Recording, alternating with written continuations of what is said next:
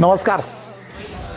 आपल्याला सर्वांना माहीत आहे 29 महानगरपालिकांच्या महाराष्ट्रामध्ये स्थानिक स्वराज्य संस्थांच्या निवडणुका या 15 तारखेला होऊ घातलेल्या आहेत.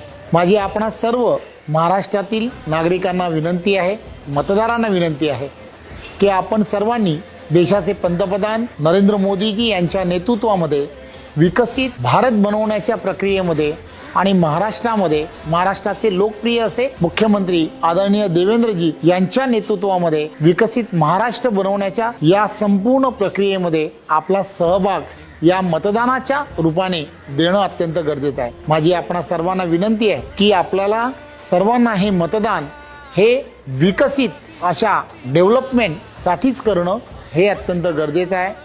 भूलथापांना बळी पडू नका. 51% बूथवरची लढाई ही आपल्याला जिंकायची आहे.